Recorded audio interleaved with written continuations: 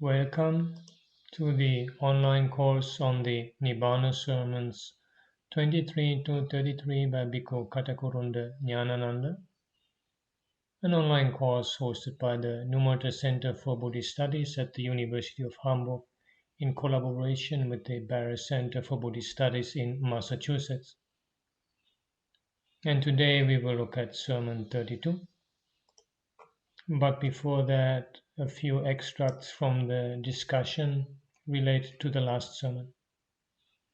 This is Robert on the Alagada Upama Sutta, the simile of the raft.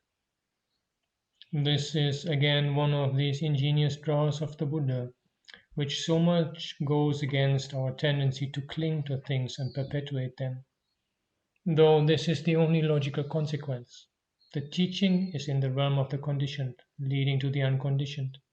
In order to fully attain the unconditioned, every aspect of the conditioned has to be let go of.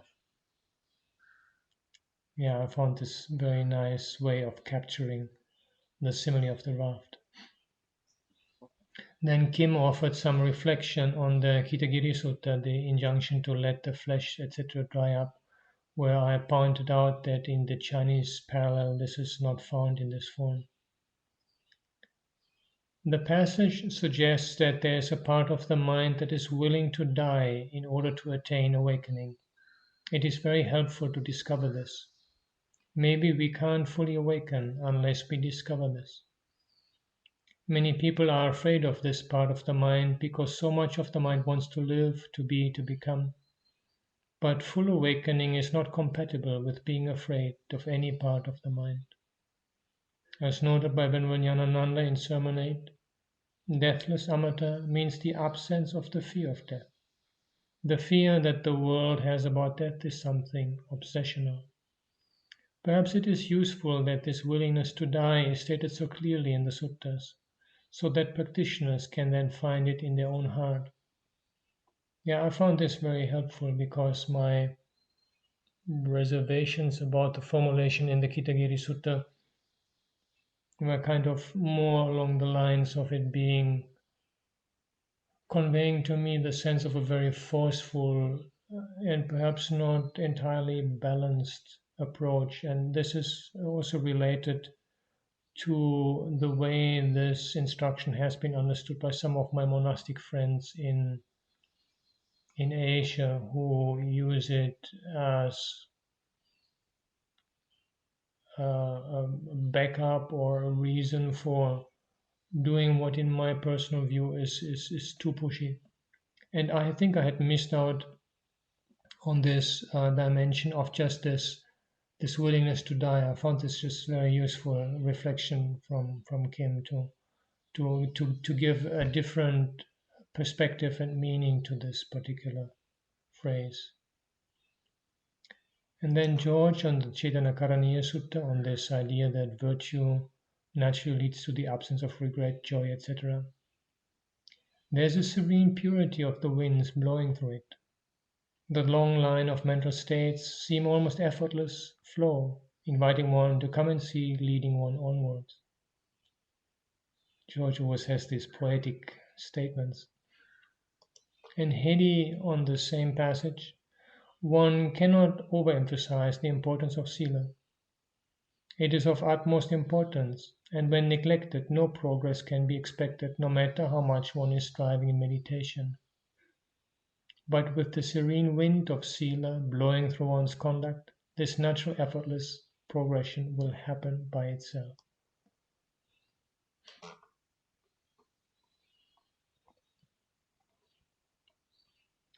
Good, then we are ready to go into Sermon 32. Etang santang etang panitang yadidang sabba sankhara samato sabbu paripati nisago tanha kayo virago nirodo nibbana. This is peaceful, this is excellent, namely the stilling of all preparations, the relinquishment of all assets, the destruction of craving, detachment, cessation, extinction. With the permission of the assembly of the Venerable Meditative Monks, this is the 32nd sermon in the series of sermons on Nibbāna.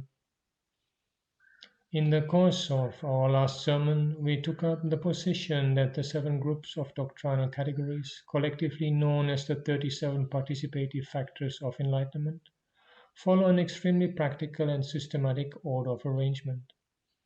By way of proof, we discussed at some length the inner consistency evident within each group and the way the different groups are related to each other. So far, we have pointed out how the setting up of mindfulness to the 4 foundations of mindfulness serves as a solid base for the 4 ways of putting forth energy by the 4 right endeavors, and how the progressive stages in putting forth energy outlined by the 4 right endeavors give rise to the 4 bases for success. It was while discussing the way in which the 4 bases for success are helpful in arousing the 5 faculties, like faith, that we had to stop our last sermon. It should be sufficiently clear after our discussion the other day that the 4 factors desire, energy, determination, and investigation could be made the base for success in any venture. The 5 faculties, however, are directly relevant to Nibbāna. That is why faith is given pride of place among the faculties. Sadindriya, or the faculty of faith, takes the lead, which is obviously related to chanda, desire or interest. Comment? Yeah, I had some reflections on this relationship, and I understand it to mean more the role of chanda and saddha in the respective sets than the suggestion that they actually are corresponding in terms of quality. I think this is just my way of understanding what Venerable Ñāṇananda is saying here, that just as faith or confidence, saddha has this primary role as almost forging ahead in the 5 faculties. So chanda, the wholesome desire to progress on the path, is has the same primary role among the 4 iddhipadas. But I don't think it would work to see them as being like equivalent qualities. And here I think of my own experience living in Sri Lanka.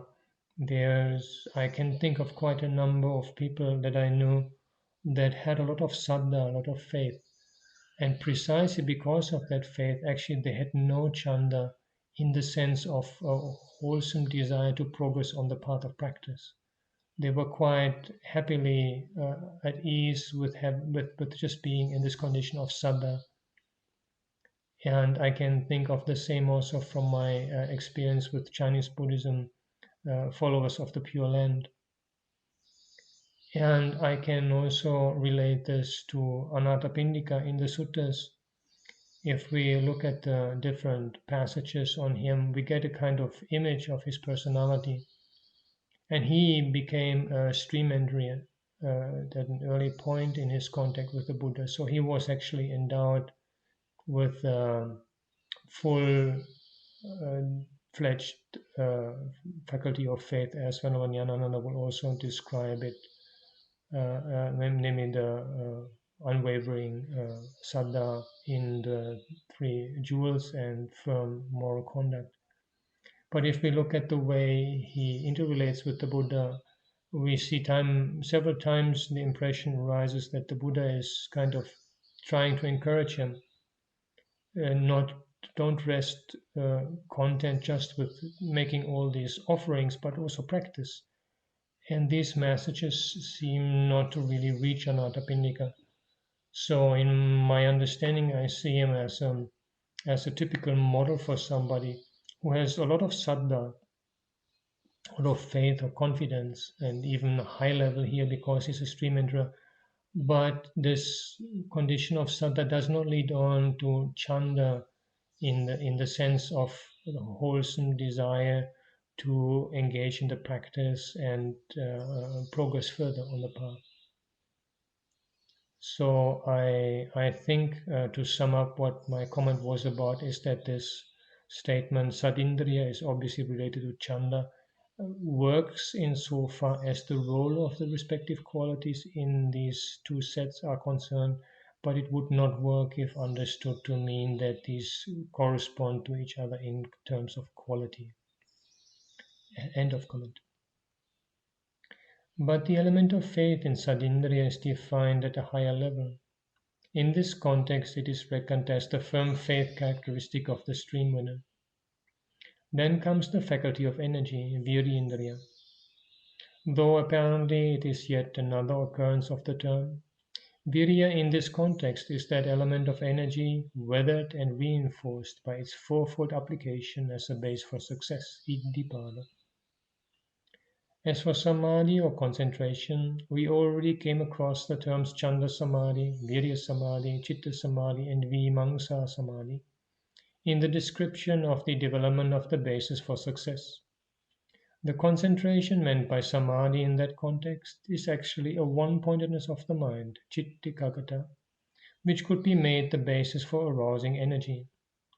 But the level of concentration envisaged by the concentration faculty, Samadhindriya, is of a higher grade as far as its potential is concerned. It is defined as the first four jhanas, based on which one can develop insight and attain Nibbāna. In fact, there's a statement to that effect. Ida bhikkhave arya savaka vosagara manankaritva lavati samadhin lavati chittasikakutam. Herein monks, a noble disciple gains concentration, gains one-pointedness of mind, having made the release of Nibbāna its object. The term Vossaga connotes Nibbāna as a giving up or relinquishment. Comment. Yes, I do think that this is probably the most prominent sense conveyed by the passage, but I would like to note that the original Pali does not refer to Nibbāna. So saying the release of Nibbāna is an addition by Venerable Ñāṇananda. It's not explicitly said in that phrase. And Vossaga can have a range of meanings. I explored that for an entry on Vossaga and Patinissaga in the Encyclopedia of Buddhism, and it can even have a rather mundane sense. Even somebody who gives dana, makes offering, is Vossagarato, is somebody who delights in release or giving up, letting go, or however one wants to translate it. And so my personal take on this passage is that even though it may well have a prominent sense of pointing to the experience of Nibbāna, the idea of making release the object or letting go the object can also be related to the cultivation of samadhi in a mundane sense, in a more general sense. And in fact, myself and also others with whom I have shared this interpretation found this a very useful, if not even a key aspect in the ability to go into deeper states of concentration, because for many of us, particularly Westerners, particularly males, there's a tendency of being a little bit too pushy, a little bit too much of an effort at focusing the mind. And that very effort creates a very subtle degree of agitation and tenseness that can actually prevent from entry into deeper levels of concentration.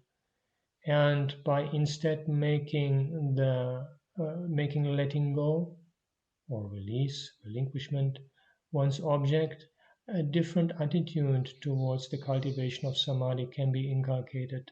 An attitude that is more relaxed and that sees the cultivation of samadhi as a letting go of all that obstructs samadhi, hindrances, restlessness, thoughts, I making, my making, whatever it is, and as a return to I would even call it to some degree a natural condition of mental collectedness.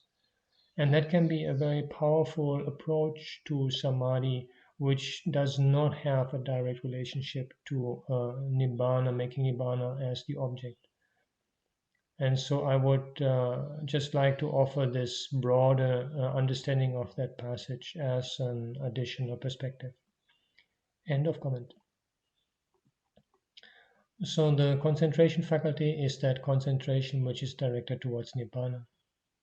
Similarly, the wisdom faculty, as defined here, is of the highest degree, pertaining to the understanding of the Four Noble Truths. Sometimes it is called the noble penetrative wisdom of rise and fall, Udayatagamini Panya Arya Nibbedika. By implication, it is equivalent to the factor called Vimamsa, investigation, we came across in our discussion of the basis for success. As a faculty, it comes out full-fledged in the guise of wisdom. The mindfulness faculty, which stands in the middle, fulfills a very important function. Now, in the context of the four foundations of mindfulness, the role of mindfulness is the simple task of being aware of the appropriate object presented to it. But here, in this domain of faculties, mindfulness has attained lordship and fulfills an important function. It maintains the balance between the two sets of pairwise faculties by equalizing faith with wisdom and energy with concentration. This function of balancing of faculties, which mindfulness fulfills, has a special practical value. To one who is striving for Nibbāna, balancing of faculties could sometimes be an intricate problem, since it is more easily said than done. In order to unravel this problem, let us take up the simile of the rock we employed the other day. We discussed the question of toppling a rock as an illustration to understand the various stages in the fourfold right endeavor. We distinguished the 5 stages in putting forth effort in the phrase Chandang Janeti Vayamati Viriyang Arabati Chitantang Paganhati Padahati with the help of that illustration. Out of these stages, the last one, represented by the word Padahati, shows the climax. Padhana or endeavor is the highest grade of effort. Even verbally, it implies something like toppling a rock, which requires a high degree of momentum. This momentum has to be built up mindfully and gradually. That rock in our illustration we levered up with great difficulty. After it was levered up, there came that dangerous situation when it threatened to roll back. It called for that supreme purposeful effort which required the zeal of self-sacrifice. That zealous endeavor is made at the risk of one's body and life. But even there one has to be cautious and mindful. If excessive energy is applied in the last heave, one would be thrown off head over heels after the rock. If insufficient energy is applied, the rock would roll back and one would get crushed. That is why a balancing is needed for the last spurt. Right endeavor has to be preceded by a balancing. It is this preliminary balancing that finds mention in a certain highly significant statement in the Chanki Sutta of the Majjhima Nikaya, where we are told how a person arouses faith in the Dhamma and gradually develops it and puts forth effort and endeavor and attains Nibbāna. To quote the relevant section of that long sentence, Chanda jata ussahati ussahitva tuleti tulayitva padahati paitatu samano kayena chiva parama sanchang sanchikaroti panyaya chandangati vinjapasati. Having aroused the desire or keen interest, he strives. Having strived, he balances. Having balanced or equalized, he endeavors. And with that endeavor, he realizes the highest truth by his body and penetrates into it with wisdom. Comment translation by Bhikkhu Ñāṇamoli. When zeal has sprung up, he applies his will. Having applied his will, he scrutinizes. Having scrutinizes, he strives. Resolutely striving, he realizes with the body the supreme truth and sees it by penetrating it with wisdom. End of comment. Unfortunately, the key word here, tulayati or tuleti, is explained in a different way in the commentary. It is interpreted as a reference to contemplation on insight, anicca divasena tiriti, are judges as impermanent, etc. But if we examine the word within the context here, as it occurs between ussahati, strives, literally bearing up or enduring, and padahati, endeavors, The obvious meaning is equalizing or balancing. Tuleti has connotations of weighing and judging, and one who strives to lift up a rock needs to know how heavy it is and how much effort is required to topple it. By merely looking at the rock without trying to lift it up, one cannot say how much effort is needed to topple it. One has to put one's shoulder to it. In fact, the word ussahati is suggestive of enduring effort with which one bears up. Sometimes the Buddha uses the term usoli to designate that steadily enduring effort, literally the bearing up. A clear instance of the occurrence of this term in this sense can be found among the eights of the Anguttara Nikaya in a discourse on the recollection of death, Maranasati. The sutta is an exhortation to the monks to make use of the recollection of death to reflect on one's unskillful mental states daily, in the morning and in the evening, with a view to strengthen one's determination to abandon them. For instance, we find the following exhortation. Sache bhikkhave bhikkhu pajjavekamano evang pajanati attime papaka kusala dhamma appahina ye me asuratin kalang karuntas antarayayati. Tena bhikkave bhikkhuna te sangyeva papakānaṁ akusalaṇaṁ dhammaṇaṁ pahānāya adimato chando cha vāyamo cha ussāho cha usoli cha appativāni cha sati cha sampajaññaṁ cha karaniyam. If monks upon reflection a monk understands there are in me unabandoned evil unskillful states which could spell danger to me if I die today, then monks for the abandonment of those very evil unskillful states, that monk should arouse a high degree of desire, effort, striving, enduring effort, unremitting effort, mindfulness, and full awareness. Comment translation by Bhikkhu Bodhi. If upon review the Bhikkhu knows I have bad unwholesome qualities that have not been abandoned, which might become an obstacle for me if I were to die tonight, then he should put forth extraordinary desire, effort, zeal, enthusiasm, indefatigability, mindfulness, and clear comprehension to abandon those bad, unwholesome qualities. End of comment. The sequence of terms Chando, Vayamo, Ussā, Usuli, Appativani, Sati, and Sampajañña is particularly significant in this long sentence. Chanda is that desire to abandon evil, unskillful states. Vayama is the initial effort. Usaha is literally putting the shoulder to the task. Usoli is bearing it up with endurance. Appativani is unshrinking effort or unremitting effort. Sati is that mindfulness, and Sampajañña that full awareness, which are indispensable in this sustained, unremitting endeavor. Comment, yeah, I appreciate this very interesting interpretation, but I just wanted to mention again that often these terms are arranged according to the law of waxing syllables. This is a basic principle in the oral transmission of the Pali texts, so that the term with the least amount of syllables comes first, and then the next terms are those with the longer, more syllables. And we have that very clearly here. Chando is 2, Vayama is 3 syllables, and then Usa, Usuli also 3, but Appativani longer. And maybe Sati Sampajañña is either taken as a new topic or else it's taken as a compound. So there is also a reason for this sequential arrangement related to oral transmission. But this does, of course, not diminish the beauty of Venerable Ñāṇananda's explanation. I just wanted to provide this additional perspective. End of comment. If a better illustration is needed to clarify the idea of balancing prior to the final endeavor, we may take the case of lifting a log of wood. Here we have an actual lifting up or putting one's shoulder to it. Without lifting up a log of wood and putting one's shoulder to it, one cannot get to know the act of balancing.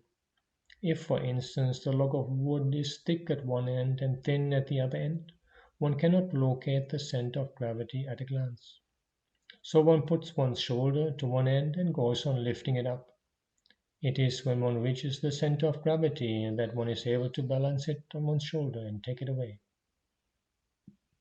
It is because we are looking at this question of balancing of faculties from a practical point of view that we made this detour in explanation.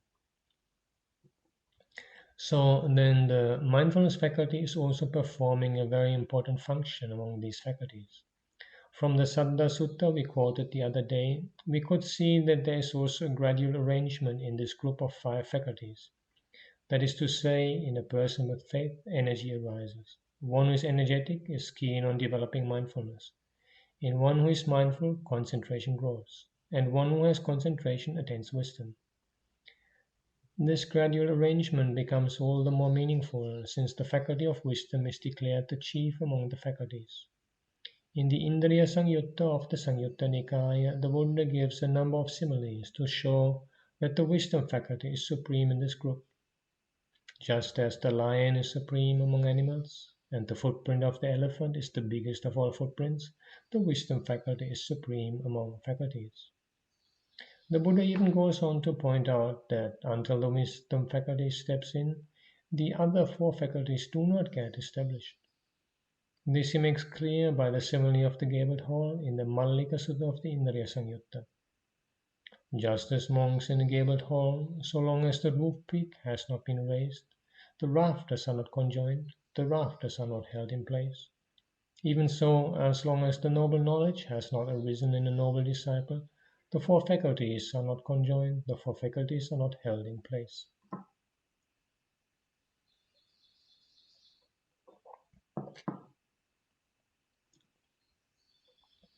Until one becomes a stream winner, the 5 faculties do not get established in him, since the wisdom faculty is so integral. At least one has to be on the path to attaining the fruit of a stream winner. It is said that the 5 faculties are to be found only in the 8 noble persons, the 4 treading on the path to the 4 fruits, and the 4 who have attained the fruits of the path. Chattaro cha pati excuse me. Chattaro cha patipanna, chattaro cha palatitta.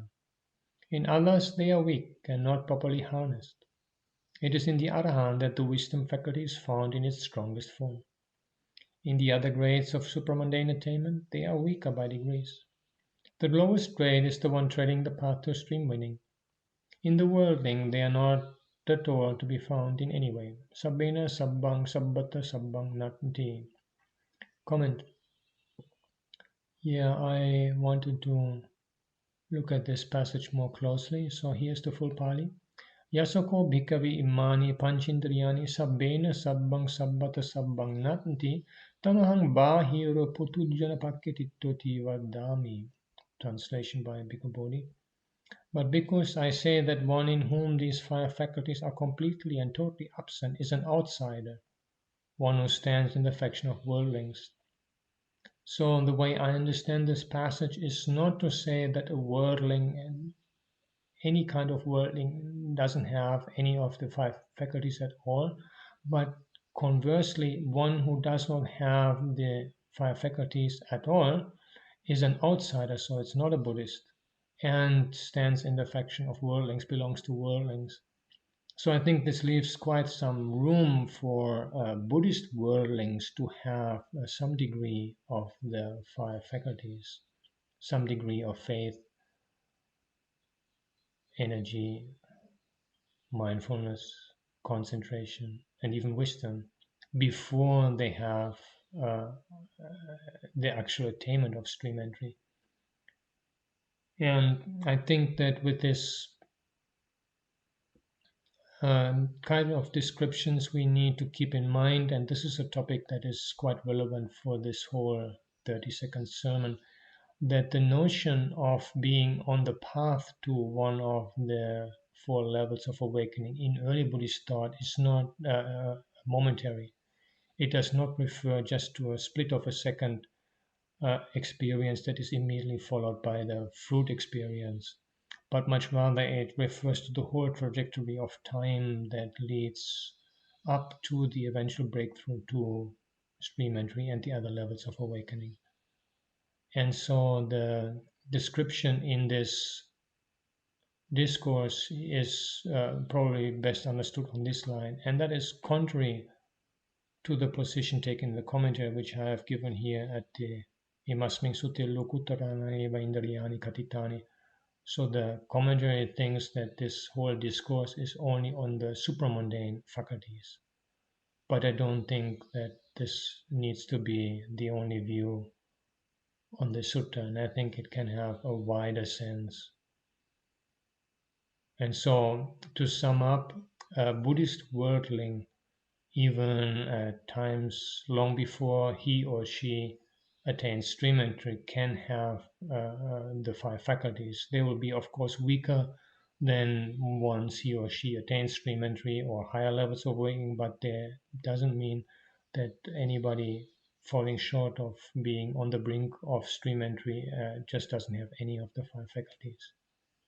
This kind of interpretation is based on the commentarial reinterpretation or revisioning of path as a momentary experience and not path as a prolonged kind of trajectory. End of comment. Next comes the group of five powers. As to their function, some explanation might be necessary, though it seems simple enough. As we have already mentioned, the term Indriya connotes kingship or lordship. Faith, energy, mindfulness, concentration, wisdom were elevated to the position of a king or lord. They have attained sovereignty. So now they are exercising their power. For what purpose? To put down the evil, unskillful mental states that rise in revolt against Nibbāna. The noble disciple uses the same faculties as powers to fight out the hindrances and break the fetters. That is why among the participative factors of enlightenment they are represented as powers, by virtue of their special function. Comment. Yeah, I appreciate this attempt to make sense of the doubling of the same qualities, once as indriyas and once as powers, but I am not completely convinced by it, because even without an explicit listing of these five qualities as powers, the faculties would be fulfilling the purpose of, to quote, putting down evil, unskillful mental states that rise in revolt against Nibbāna. The whole listing of Bodhipakkhya Dhammas seems to be the result of some gradual growth and development. And my personal belief is that in the early suttas, these five qualities were simply referred to alternatively as powers or as faculties. And that then when drawing up this list of Bodhipakkhya Dhammas, there was some uncertainty. And to make sure that both terminologies are covered, they are mentioned twice. But in actual practice, they are just the same kind of qualities. There's one sutta in Pali, but I believe not found in another tradition, that describes the difference between the faculties and the powers as like looking at an island in the middle of a river from both perspectives, from downriver or upriver. And so that again, just a different perspective on basically the same qualities. In sum, I do not think that the faculties and powers differ in the actual function. It is just a terminological difference. End of comment. And then we come to the category called seven factors of enlightenment. A high degree of importance is attached to this particular group. It has an orderly arrangement. The constituents are sati, mindfulness; dhamma-vicaya, investigation of states; virya, energy; piti, joy; passaddhi, calmness; samadhi, concentration; upekkha, equanimity. In this group of seven, mindfulness takes precedence. In fact, the arrangement resembles the mobilization for winning that freedom of Nibbāna. The Bojjhanga, factors of enlightenment, are so called because they are conducive to enlightenment. Bodhāya samvattanti. Sati leads the way and at the same time marshals the squad. Three members of the group, namely Dhamma-vicaya, Virya, and Piti, are by nature restless, while the other three, Passaddhi, Samadhi, and Upekkha, are rather slack. They have to be marshaled and properly aligned, and Sati comes to the forefront for that purpose. At the same time, one can discern an orderly arrangement within this group. Right from the stage of the four foundations of mindfulness, the same term sati seems to occur down the line, but its function differs in different contexts. Now, in this context, it is specifically called a Bojjhanga, a factor of enlightenment. The phrase Sati Sambojjhangam Bhaveti, he develops the enlightenment factor of mindfulness, is directly used with reference to it here. When one develops a particular meditation subject, whether it be mindfulness of breathing, Anapanasati, or even one of the four divine abidings of loving kindness, metta, compassion, karuna, altruistic joy, mudita, or equanimity, upekkha, one can arouse these enlightenment factors. That is why we come across, in the Indriya Samyutta for instance, such statements as the following. Ida bhikkave bhikkhu metta sagatang sati sambojjhangam bhaviti viveka nisitang viraga nisitang nirodha nisitang mossagga parinami. Herein monks, the monk develops the enlightenment factor of mindfulness imbued with loving kindness, based upon seclusion, dispassion, and cessation, maturing in release. Comment translation by Bhikkhu Bodhi. Here, because a bhikkhu develops the enlightenment factor of mindfulness accompanied by loving kindness, based upon seclusion, dispassion, and cessation, maturing in release. And below I have a partial parallel from the Samyukta Agama, which makes basically the same statement. End of comment. All the four terms viveka, seclusion, viraga, dispassion, nirodha, cessation, and vosagga, release, are suggestive of Nibbāna. So, Sati Sambojjhanga implies the development of mindfulness as an enlightenment factor, directed towards the attainment of Nibbāna. What follows in the wake of the enlightenment factor of mindfulness, once it is aroused, is the enlightenment factor of investigation of states, Dhamma Vichaya Sambojjhanga, which in fact is the function it fulfills. For instance, in the Ananda Sutta we read, Sotatta Sato Viharanto Tang Dhammang Panyaya Pavichinati Pavicharati Parivimangsang Apajati. Dwelling thus mindfully, he investigates that mental state with wisdom, goes over it mentally, and makes an examination of it. Comment translation by Bhikkhu Bodhi. A bhikkhu dwelling thus mindfully discriminates that Dhamma with wisdom, examines it, makes an investigation of it. And the Samyukta Agama parallel. When the mindfulness factor of awakening has been fulfilled, one investigates and examines that state. End of comment. The mental states refers to the particular subject of meditation. Excuse me. And by investigating it with wisdom and mentally going over it and examining it, the meditator arouses energy. So from this enlightenment factor one draws inspiration and arouses energy. It is also conducive to the development of wisdom. This enlightenment factor of investigation of states gives rise to the enlightenment factor of energy, since the mental activity implied by it keeps him wakeful and alert. As the phrase Arandang hoti viryang asallinam, energy is stirred up and not inert, implies. To one who has stirred up energy, there arises a joy of the spiritual type. Aranda viryasu pajati piti niramisa. Of one who is joyful in the mind, the body also calms down. Piti manasa kaya pipa sambati. And so too the mind, chittam pipa sambati. The mind of one who is calm in body and blissful gets concentrated. Pasaddakayasa sukhino chittang sammadhyati. Comment translation by Bhikkhu Bodhi. While he discriminates that Dhamma with wisdom, examines it, makes an investigation of it, his energy is aroused without slackening. When his energy is aroused, there arises in him spiritual rapture. For one whose mind is uplifted by rapture, the body becomes tranquil and the mind becomes tranquil. For one whose body is tranquil and who is happy, the mind becomes concentrated. And the Samyukta Agama. When one has investigated, distinguished, and examined that state, one gains diligent energy.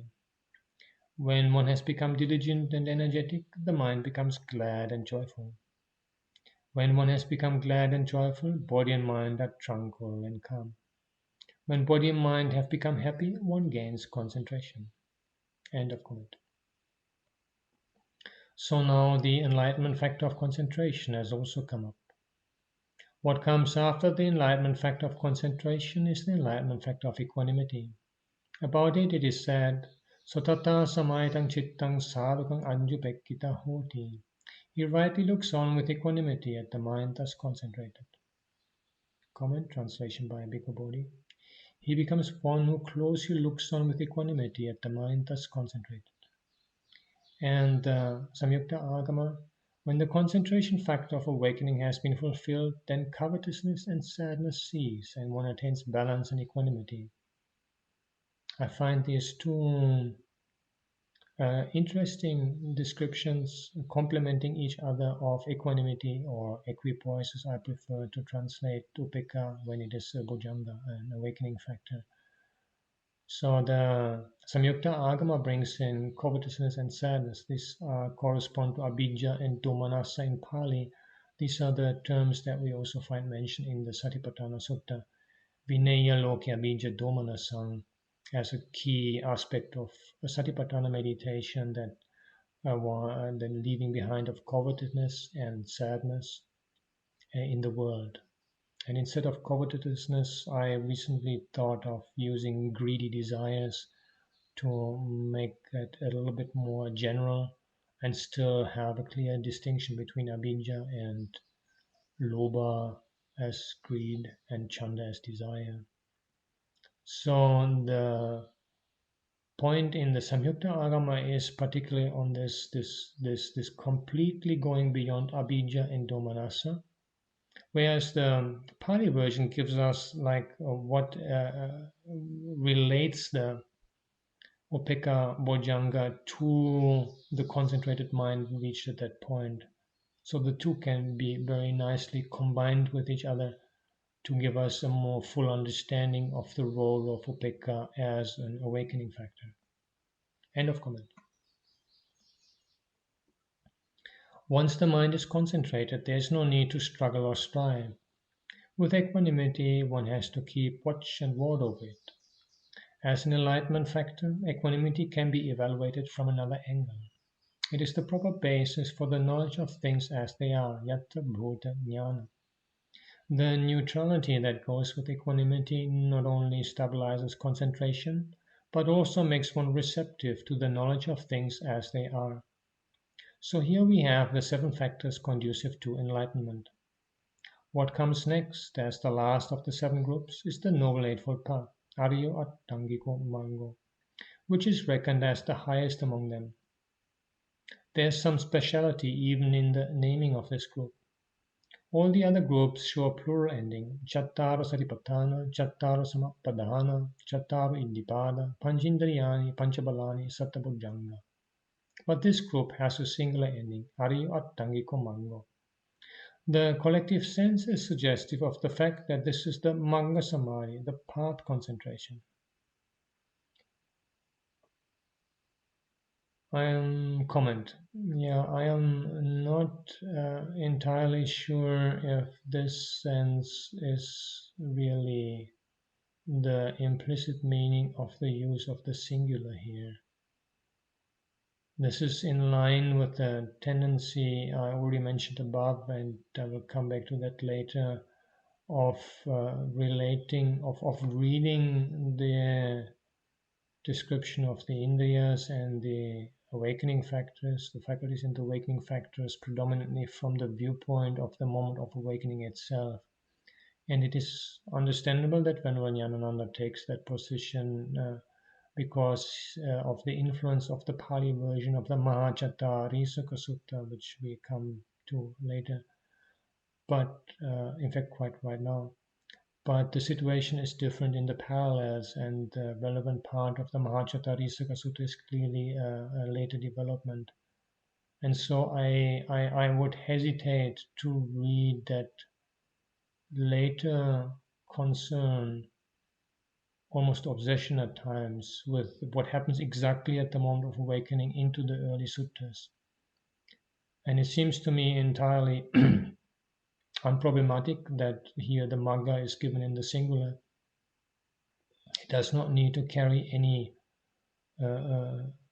major connotations. It's simply a singular because that is the 4th of the Noble Truth. And I mean, the Chattara Samappadhana are one of the factors of this Eightfold Path, and then it's Samavayamo, it's also singular. but that doesn't mean that Samavayama or the four Samapadanas are in any way supramundane. So I would not attribute any particular meaning to the use of the singular here. End of comment. The Noble Eightfold Path is actually the presentation of that concentration of the supramundane path with its constituents. The singular ending is therefore understandable. This fact comes to light particularly in the Mahācattarisaka Sutta of the Majjhima Nikāya. It is a discourse that brings out a special analysis of the Noble Eightfold Path. There the Buddha explains to the monks the noble right concentration with its supportive conditions and requisite factors. Katamocha bhikkhave aryo sama samadhi saupanesu saparinkaro sayatidang samadite samasankappo samavacha samakammanto samajiyavo samavayamo samasati yako bhikkhave me satange chittasikagata parikkata ayam vucchati bhikkhave aryo sama samadhi saupanesu itipi saparikkaro itipi. What monks is noble right concentration with its supports and requisites? That is, right view, right intention, right speech, right action, right livelihood, right effort, and right mindfulness. That unification of mind equipped with these 7 factors is called noble right concentration with its supports and requisites. Comment translation by Bhikkhu Ñāṇamoli. What bhikkhus is noble right concentration with its supports and its requisites? That is, right view, right intention, right speech, right action, right livelihood, right effort, and right mindfulness.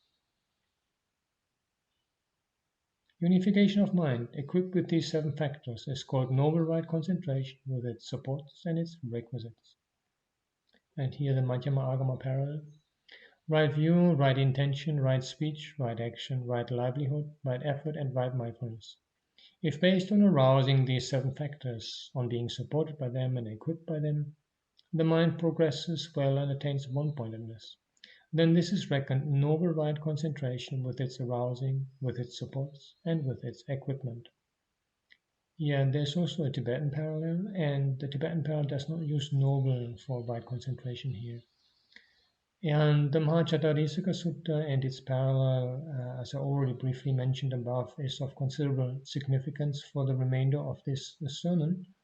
And so, as the reading to go along with this lecture, I like to offer my comparative study of the Mahācattarisaka Sutta.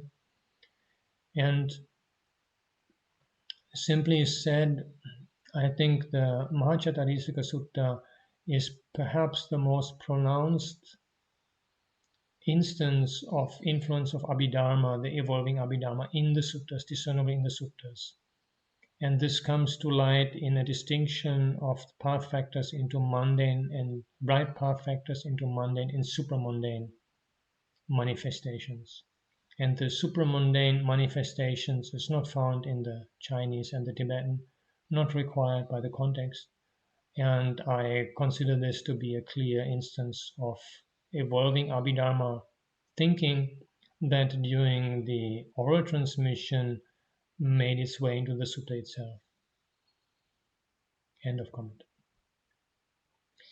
So right concentration itself is the path. The singular number is used to denote the fact that it is accompanied by the requisite factors. Otherwise, the plural maganga, factors of the path, could have been used to name this category. The unitary notion has a significance of its own. It is suggestive of the fact that here we have a unification of all the forces built up by the participative factors of enlightenment. In this discourse, the Buddha comes out with an explanation of certain other important aspects of this Noble Eightfold Path. The fact that right view takes precedence is emphatically stated several times. Tatra bhikkhave sammaditi pubbangama. Therein monks' right view leads the way. It is also noteworthy that right view is declared as twofold, sammaditting pang dvayang vadami. Even right view, I say, is twofold. Ati bhikkhave sammaditi sāsava punya bhagya upari vipakka. Ati bhikkhave sammaditi arya anāsava lokuttara manganga. There is right view amongst that is affected by influxes on the side of merit and maturing into assets, And there's right view amongst that is noble, influx-free, supramundane, a factor of the path. The first type of right view, which is affected by influxes on the side of merit and ripening in assets, is the one often met with in general in the analysis of the Noble Eightfold Path, namely the ten-factored right view. It is known as the right view which takes kamma as one's own. Kamma sakata sammaditthi. The standard definition of it runs as follows. Ati dinnang ati yittang ati hutang ati sukata dukatanang kammanang palang vipako. Ati ayang loko ati paroloko, ati mata, ati pita, ati satta upapatika, ati loke samana brahmana, sammangata sammapatipanna, ye imancha lokang, parancha lokang, sainga pinya, sachikatva pavidenti. There is an effectiveness in what is given, what is offered, and what is sacrificed. There is fruit and result of good and bad deeds. There's this world and the other world. There's mother and father. There are beings who are reborn spontaneously. There are in the world, rightly treading and rightly practicing recluses and Brahmins who have realized by themselves by direct knowledge and declare this world and the other world. Comment translation by Bhikkhu Ñāṇananda. There is what is given and what is offered and what is sacrificed. There is fruit and result of good and bad actions. There is this world and the other world. There is mother and father. There are beings who are reborn spontaneously. There are in the world good and virtuous recluses and Brahmins who have realized for themselves by direct knowledge and declared this world and the other world. And the Mayama Agama parallel. What is right view? This view, namely, there's efficacy in giving, efficacy in offerings, there's efficacy in reciting hymns, there are wholesome and bad deeds, there's a result of wholesome and bad deeds, there are this world and another world, there is obligation towards one's father or mother. In the world there are worthy men who have reached a wholesome attainment, who are well gone and have progressed well, who by their own knowledge and experience abide in having themselves realized this world and the other world. This is reckoned right view. Yeah, I supplemented obligation towards one's father or mother. The same could be supplemented also in the Pali, because the right view is, of course, not the simple fact that there are one's mother and father, but the meaning is that there is some obligation towards them, some indebtedness towards them. And in the Madhyama Agama, as I briefly mentioned, there is just one type of right view. It doesn't have the supramundane one, and therefore also this right view is not in any way qualified as being with influxes, etc. A curiosity I have not been able to resolve in all my studies so far is the reference found in Pali and also in the Chinese to ati yittang ati huttang. So there's effectiveness in what is given, good, that is dana in general, but the next two terms are really related to the Vedic sacrifice.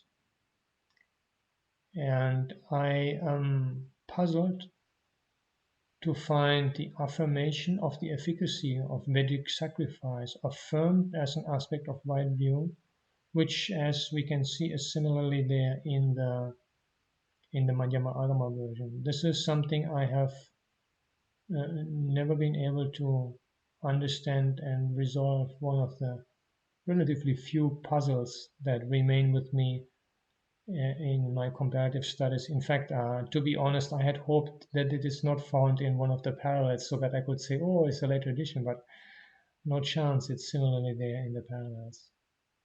End of comment. This right view is still with influxes. It is on the side of merits and is productive of samsaric assets. About this right view, this discourse has very little to say.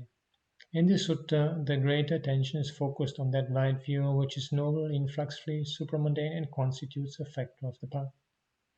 It is explained as the right view that comes up at the supramundane path moment.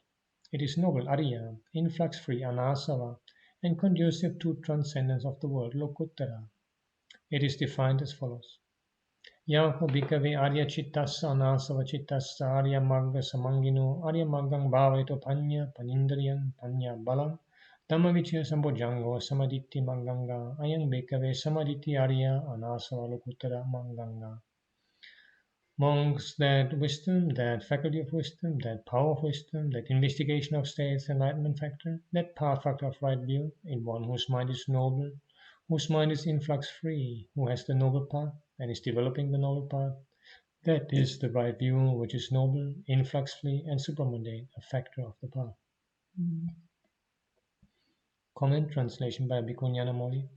The wisdom, the faculty of wisdom, the power of wisdom, the investigation of states, enlightenment factor, the path factor of right view, in one whose mind is noble, whose mind is taintless, who possesses the noble path and is developing the noble path. This is right view that is noble, taintless, supramundane, a factor of the path. End of comment. All these synonyms, their terms, are indicative of that wisdom directed towards Nibbāna in that noble disciple. They are representative of the element of wisdom maintained from the faculty stage upwards in his systematic development of the enlightenment factors. It is also noteworthy that in connection with the supramundane aspect of the path factors, 4 significant qualifying terms are always cited, as for instance in the following reference to right view. Ila bhikkhave bhikkhu sammaditting bhaveti viveka nisitang viraga nisitang nirodha nisitang mossagga parinami. Herein monks, a monk develops right view which is based upon seclusion, dispassion and cessation, maturing in release. Comment and translation by Bhikkhu Bodhi. A bhikkhu develops right view which is based upon seclusion, dispassion and cessation, maturing in release. And here's the Samyukta Agama parallel which makes the same basic statement. End of comment. This is the higher grade of right view which aims at Nibbāna. It implies the wisdom of the 4 noble truths, that noble wisdom which sees the rise and fall, Uddayatta Gamini Panya. The line of synonymous terms quoted above clearly indicates that the Noble Eightfold Path contains within it all the faculties, powers, and enlightenment factors so far development. This is not a mere citation of apparent synonyms for an academic purpose. It brings out the fact that at the path moment the essence of all the wisdom that systematically got developed through the 5 faculties, the 5 powers, and the 7 enlightenment factors surfaces in the noble disciple to effect the final breakthrough. The twofold definition given by the Buddha is common to the first 5 factors of the path: right view, right thought, right speech, right action, and right livelihood. That is to say, all these factors have an aspect that can be called tinged with influxes, sāsava, on the side of merit, punya bhagya, and productive of samsaric assets, uparivipakka, as well as an aspect that deserves to be called noble, ariya, influx-free, anāsava, supramundane, lokuttara, a constituent factor of the path, maganga. The usual definition of the Noble Eightfold Path is well known. A question might arise as to the part played by right speech, right action, and right livelihood at the rising of the supramundane path. Their role at the path moment is described as an abstinence from the 4 kinds of verbal misconduct, an abstinence from the 3 kinds of bodily misconduct, and an abstinence from wrong livelihood. The element of abstinence therein implied is conveyed by such terms as arati, virati, pativirati, veramani. Desisting from, abstaining, refraining, abstinence. It is the very thought of abstaining that represents the 3 factors at the path moment, and not their physical counterparts. That is to say, the act of refraining has already been accomplished. So then we are concerned only with the other 5 factors of the path. Out of them, 3 factors are highlighted as running around and circling around each of these 5 for the purpose of their fulfillment, namely right view, right effort, and right mindfulness. This running around and circling around, conveyed by the 2 terms anuparidhavanti and anuparivartanti, is extremely peculiar in this context. The role of these 3 states might be difficult for one to understand. Perhaps as an illustration we may take the case of a VIP, a very important person, being conducted through a crowd with much pomp. One ushers him in with his vanguard, another brings up the rear with his bandwagon, while yet another is at hand as the bodyguard cum attendant. So also at the path moment, right view shows the way, right effort gives the boost, while right mindfulness attends at hand. comment.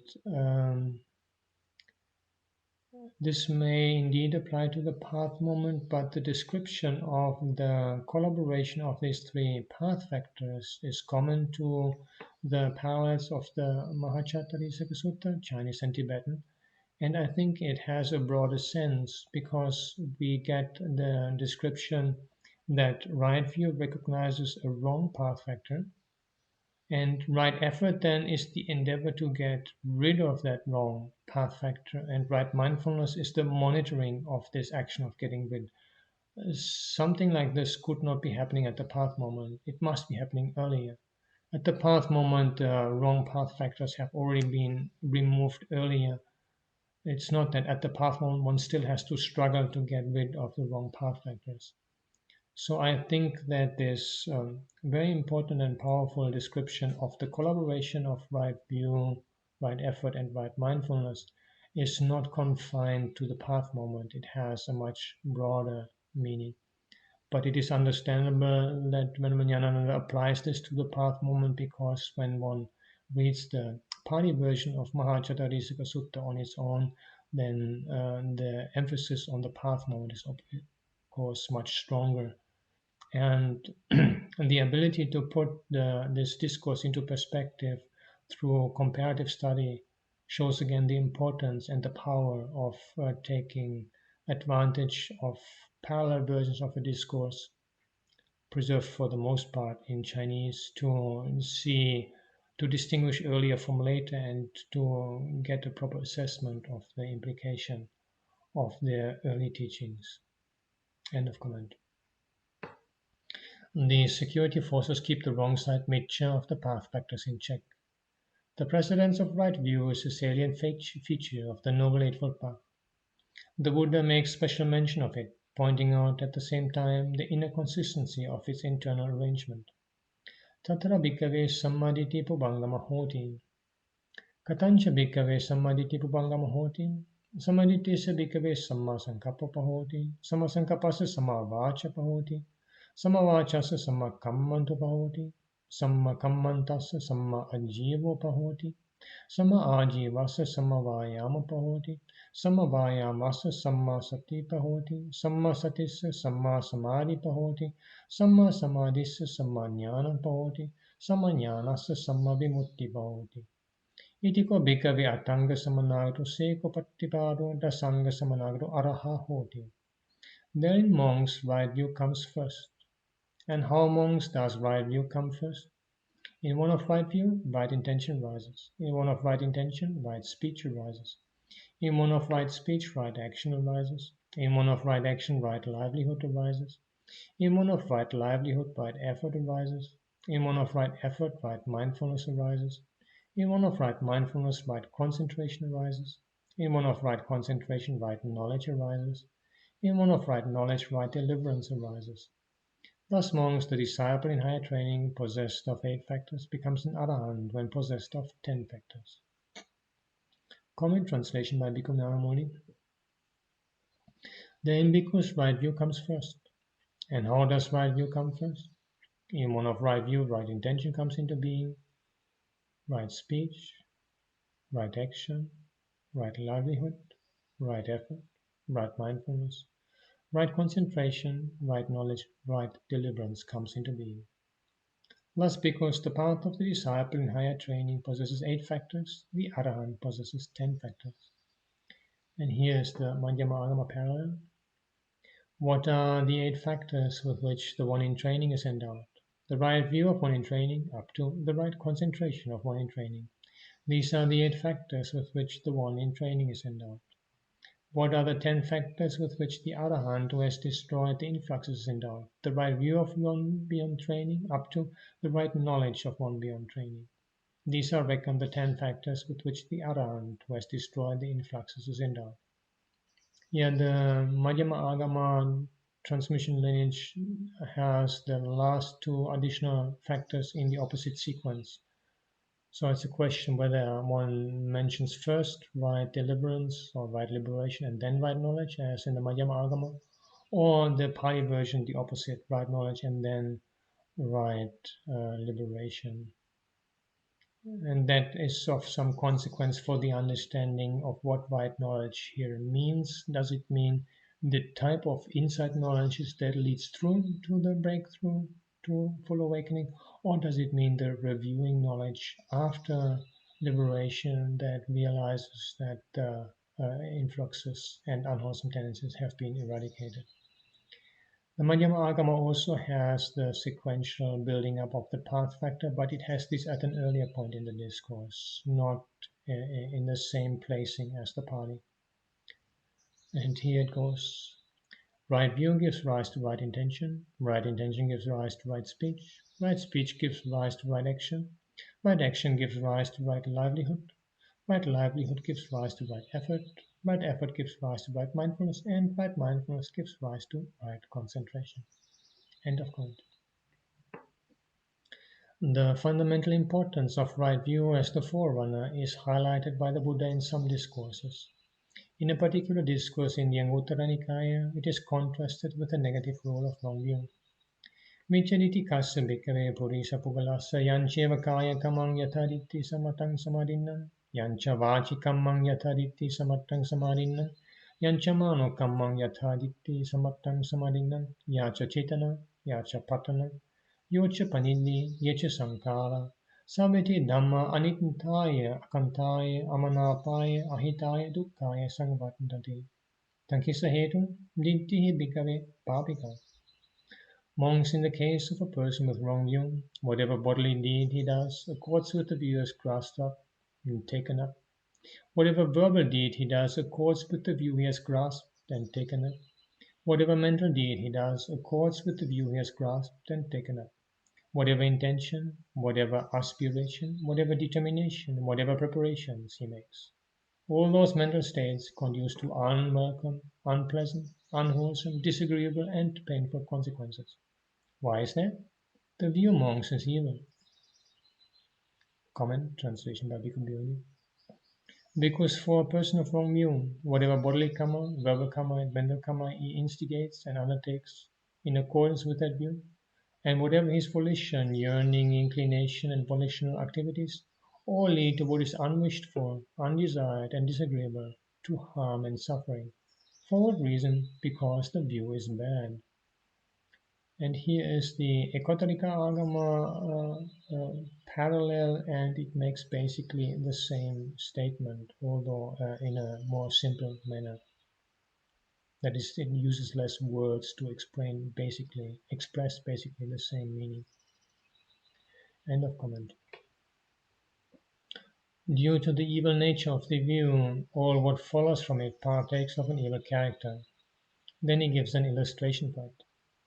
Sayatapi bhikkhave nimba bijang va kosataki bijang va tittakala bijang va allaya pataviyani kittam yanchiva pativira sangopadiyati yancha apura sangopadiyati sabantang tittakattaya kattukattaya asaptattaya sangvatati. Tankisa hetu bijang ye bhikkhave papakam.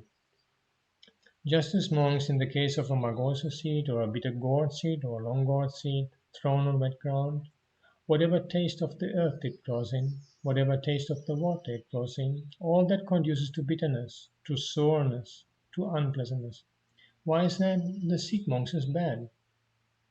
Comment, translation by Bhikkhu Bodhi. Suppose bhikkhus a seed of neem, bitter cucumber, or bitter gourd were planted in moist soil. Whatever nutrients it takes from the soil and from the water would all lead to its bitter, pungent, and disagreeable flavor. For what reason? Because the seed is bad. The Ekotika makes basically the same statement. End of comment. Then he makes a similar statement with regard to right view. Samaditi kassa bhikkhave purisa pugalassa yancheva kaya kamang yatariti samattang samadinnan yancha vachi kamang yatariti samattang samadinnan yancha mano kamang yatariti samattang samadinnan yacha chetana yacha patana yocha paniddi yacha sankara sabiti dhamma ittaya kantaya manapaya hitaya sukaya sangvatnande. Tankisa hetu ditti bhikkhave varnika. Monks, in the case of a person with right view, whatever bodily deed he does accords with the view as grasped and taken up. Whatever verbal deed he does accords with the view he has grasped and taken up. Whatever mental deed he does accords with the view he has grasped and taken up. Whatever intention, whatever aspiration, whatever determination, whatever preparations he makes, all those mental states conduce to welcome, pleasant, wholesome, agreeable, and happy consequences. Why is that? The view monks is good. Comment translation by Bhikkhu Bodhi. Because for a person of right view, whatever bodily karma, verbal karma, and mental karma he instigates and undertakes in accordance with that view, and whatever his volition, yearning, inclination, and volitional activities, all lead to what is wished for, desired, and agreeable, to well-being and happiness. For what reason? Because the view is good. The Kotrika Agama is similar. End of comment. Then comes the illustration for it.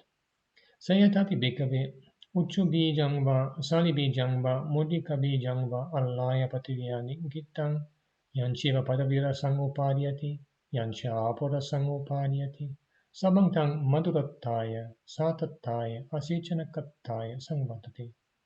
Tankisa hetu bijangi bhikkhave badakam.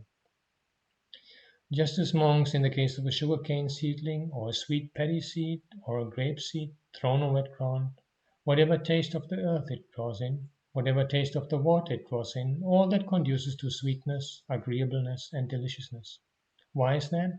The seed monks is excellent. Comment, translation by Bhikkhu Bodhi. Suppose bhikkhus a seed of sugarcane, hill rice, or grape were planted in moist soil. Whatever nutrients it takes from the soil and from the water would all lead to its sweet, agreeable, and delectable flavor. For what reason? Because the seed is good. And basically the same point is made in the Ekotrika Agama. End of comment. This explains why the Noble Eightfold Path begins with right view.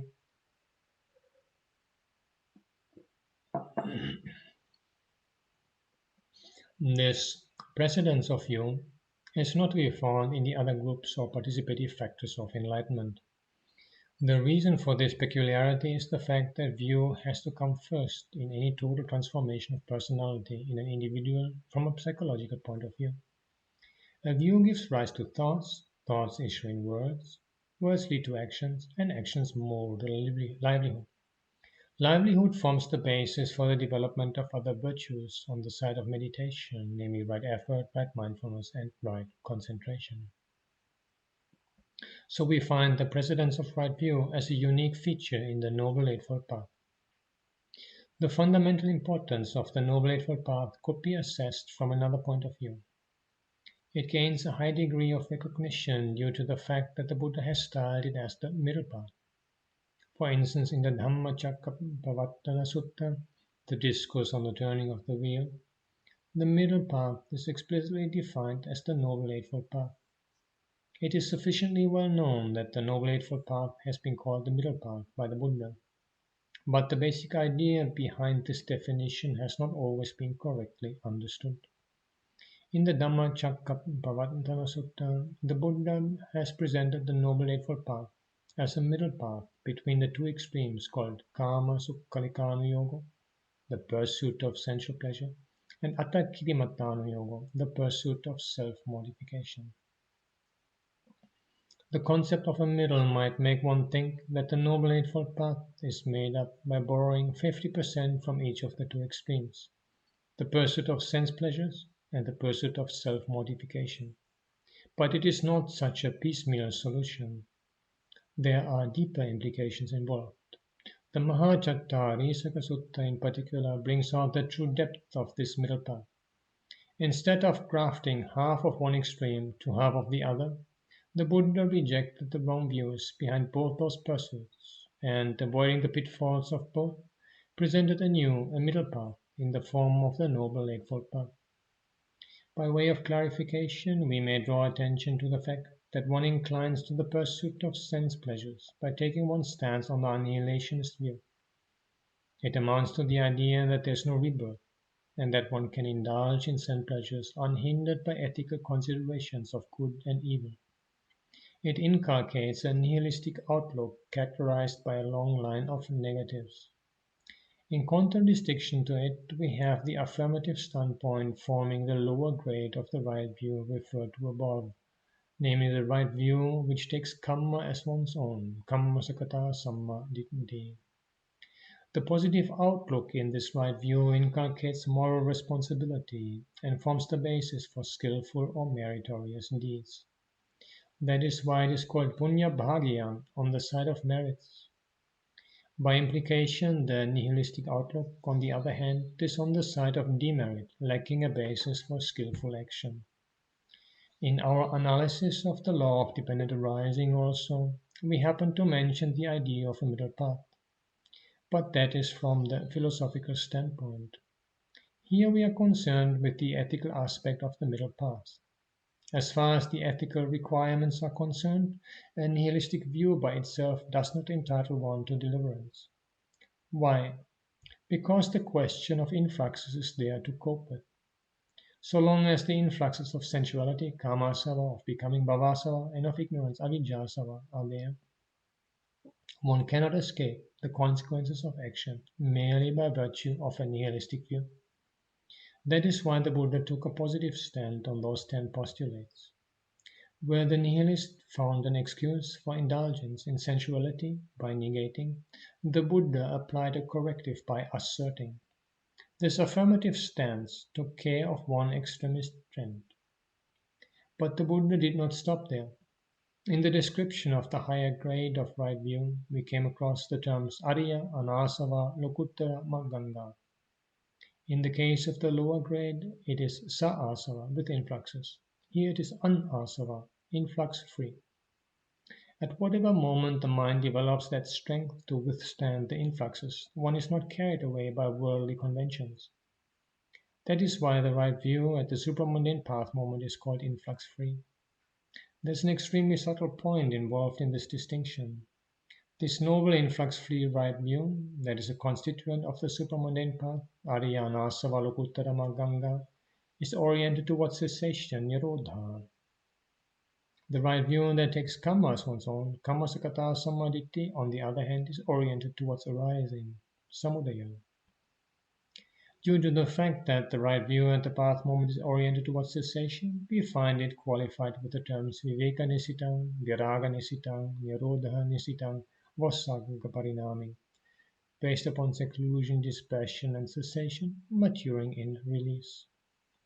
It is this orientation towards Nibbāna that paves the way for the signless animitta, the undirected apampanihita, and the void sunyata. We have already discussed at length about them in our previous sermons. Perhaps while listening to them, some might have got scared at the thought, so then there is not even a mother or a father. That is why the word sunyata, voidness, drives terror into those who do not understand it properly. Here we see the depth of the Buddha's middle path. That right view with influxes, sāsava, is on the side of merits, punya bhagya, not demerit, apunya. If the Buddha sanctions demerit, he could have endorsed the nihilistic view that there is no this world or the other world, no mother or father. But due to the norm of karma, which he explained in such terms as karma saka, satta, karma dayana, karma yoni, karma bandhu, beings have karma as their own, they are inheritors of karma, karma is their matrix, karma is their relative. So long as ignorance and craving are there, beings take their stand on convention and go on accumulating karma. They have to pay for it. They have to suffer the consequences. Though with influxes, sāsava, that right view is on the side of merit, punya bhagya, which mature into samsaric assets, upparivipakka, in the form of the conditions in life conducive even to the attainment of Nibbāna. That kind of right view is preferable to the nihilistic view, although it is of a second grade. But then there is the other side of the samsaric problem. One cannot afford to stagnate there. There should be a release from it as a permanent solution. That is where the higher grade of right view comes in, the noble influx-free right view which occurs as a factor of the path. It is then that the terms animitta, signless, appanita, the undirected, and sunyata, the void, become meaningful. When the mind is weaned away from the habit of grasping signs, from determining, and from the notion of selfhood, the three doorways to deliverance, the silence, the undirected, and the void, would open up for an exit from this samsaric cycle. The cessation of existence is Nibbāna, Bhavanirodho Nibbāna. Here then we have the reason why the Noble Eightfold Path is called the middle path. In the life of a meditator also, the concept of a middle path could sometimes give rise to doubts and indecision. One might wonder whether one should strive hard or lead a comfortable life. A midway solution between the two might be taken as the middle path. But the true depth of the middle path emerges from the above analysis of the twofold definition of the Noble Eightfold Path. It is because of this depth of the middle path that the Buddha made the following declaration in the Aggappasada Sutta of the Anguttara Nikaya. Yavada bhikkhave dhamma sankata aryatangi maggo te sangagnanga kayate.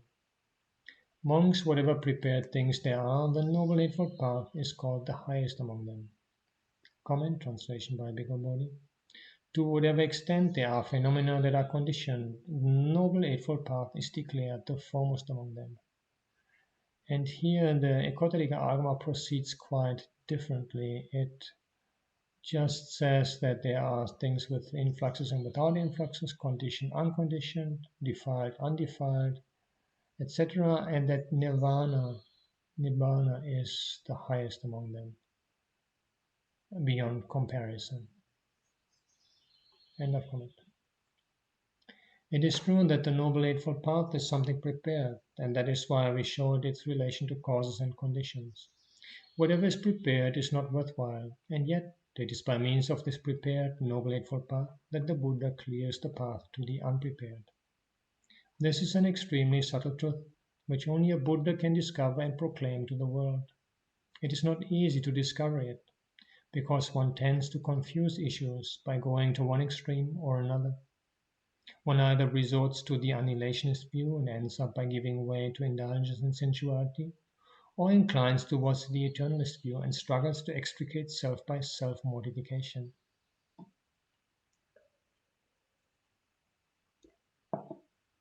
In the Dhamma proclaimed by the Buddha, one can see a marvelous middle way.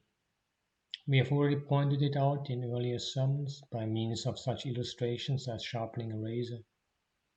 There is a remarkable attitude of non-grasping about the middle path, which is well expressed by the term attammayata, non-identification. Relying on one thing is just for the purpose of eliminating another, as exemplified by the simile of the relay of chariots. The key term signifying the aim and purpose of the middle path are viveka nisitang, viraga nisitang, nirodha nisitang, was sangha parinami, based upon seclusion, dispassion, and cessation, maturing in release. Placed in this samsaric predicament, one cannot help resorting to certain things to achieve this aim. But care is taken to see that they are not grasped or clung to. It is a process of pushing away one thing with another, and that with yet another. A via media based on relativity and pragmatism. The Noble Eightfold Path marks the consummation of this process, its systematic fulfillment. That is why we try to trace a process of gradual development among the 37 participative factors of enlightenment. Even the internal arrangement within each group is extraordinary. There's an orderly arrangement from beginning to end in an ascending order of importance. Sometimes an analysis could start from the middle and extend to either side. Some groups portray a gradual development towards a climax. The Noble Eightfold Path is exceptionally striking in that it indicates how a complete transformation of personality could be effected by putting right view at the head as the forerunner. Perhaps the most impressive among discourses in which the Buddha highlighted the pervasive significance of the Noble Eightfold Path is the Akasa Sutta, the Sky Sutta, in the Magga Samyutta of the Samyutta Nikaya. Just as amongst various winds blow in the sky, easterly winds, westerly winds, northerly winds, southerly winds, dusty winds, dustless winds, cold winds and hot winds, gentle winds and strong winds, so too when a monk develops and cultivates the Noble Eightfold Path. For him the four foundations of mindfulness go to fulfillment by development, the four right efforts go to fulfillment by development, The 4 bases for success go to fulfillment by development. The 5 spiritual faculties go to fulfillment by development. The 5 powers go to fulfillment by development. The 7 factors of enlightenment go to fulfillment by development. All these go to fulfillment by development only when the Noble Eightfold Path is developed in the way described above, namely based upon seclusion, dispassion and cessation, maturing in release. Viveka nisitang, viraga nisitang, nirodha nisitang vasagga parinami. That is to say, with Nibbāna as the goal of endeavor, then none of the preceding categories go astray. They all contribute to the perfection and fulfillment of the Noble Eightfold Path. They are all enshrined in it. So well knitted and pervasive is the Noble Eightfold Path. Another discourse of paramount importance, which illustrates the pervasive influence of the Noble Eightfold Path, is the Mahasalayatanika Sutta of the Majjhima Nikaya. There, the Buddha shows us how all the other enlightenment factors are included in the Noble Eightfold Path. In our discussion on Nibbāna, we happened to mention that the cessation of the 6 sense spheres is Nibbāna. If Nibbāna is the cessation of the 6 sense spheres, it should be possible to lay down a way of practice leading to Nibbāna through the 6 sense spheres themselves. As a matter of fact, there is such a way of practice, and this is what the Mahasalayatanika Sutta presents in summary form. In this discourse, the Buddha first portrays how, on the one hand, the samsaric suffering arises depending on the 6-fold sense sphere. Then he explains how, on the other hand, the suffering could be ended by means of a practice pertaining to the 6-fold sense sphere itself. Chakung bhikkhave ajānanga passaññata bhutam, rūpya ajānanga passaññata bhutam, chakku viññānanga ajānanga passaññata bhutam, chakku sampassanga ajānanga passaññata bhutam, yam vidang chakku sampassa pace upajati vedaitam, sukham va, dukkam va, adukkam asukham va, tampi ajānanga passaññata bhutam, chakkusmiং sarajati, rūpesu sarajati, chakku viññāne sarajati, chakku sampassi sarajati, Yam vidang chakku sampassa pace upajati vidaitam sukham va, dukkam va, adukkam asukham va, tasmimpi sarajati. Tassa saratassa sangyutassa samulassa sarano passino vyadato ayating panchupadana kanda upaya gaccanti. Tanna chassa pono bhavika nandi raga sagata tatra tatra abhinandini sa chassa pavardati. Tassa kaikapi darata pavardhanti, chitasikapi darata pavardhanti, kaikapi santapa pavardhanti, chitasikapi santapa pavardhanti, kaikapi parilaha pavardhanti, chitasikapi parilaha pavardhanti, sukaidukampi, chetudukampi patisangviditi. Monks not knowing and not seeing the eye as it actually is, not knowing and not seeing forms as they actually are, not knowing and not seeing eye consciousness as it actually is, not knowing and not seeing eye contact as it actually is, whatever is felt as pleasant or unpleasant, or neither unpleasant nor pleasant, arising dependent on eye contact, not knowing, not seeing that too as it actually is, one gets lustfully attached to the eye, to forms, to eye consciousness, to eye contact, and to whatever is felt as pleasant or unpleasant, or neither unpleasant nor pleasant, arising in dependence on eye contact. And for him who is lustfully attached, fettered, infatuated, contemplating gratification, the 5 aggregates of grasping get accumulated for the future. And his craving, which makes for rebecoming, which is accompanied by delight and lust, delighting now here, now there, also increases. His bodily stresses increase, his mental stresses increase, his bodily torments increase, his mental torments increase. His bodily fevers increase, his mental fevers increase, and he experiences bodily and mental suffering. Comment translation by Bhikkhu Ñāṇamoli.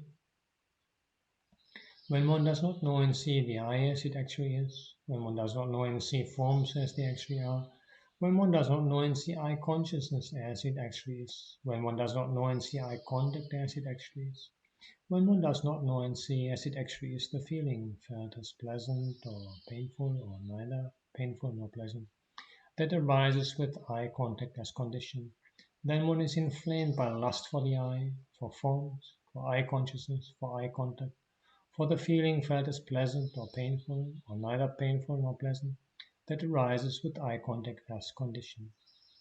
When one abides inflamed by lust, fettered, infatuated, contemplating gratification, then the five aggregates affected by clinging are built up for oneself in the future, and one's craving, which brings renewal of being, is accompanied by delight and lust, and delights in this and that increases. One's bodily and mental troubles increase, one's bodily and mental torments increase, one's bodily and mental fevers increase, and one experiences bodily and mental suffering. And here is the relatively similar presentation in the Madhyama, in the Samyukta Agama Parana. End of comment. In this way, the Buddha first of all delineates how the entire samsaric suffering arises in connection with the sixfold sense sphere. We will discuss the rest of the discourse in our next sermon. Thank you for your attention.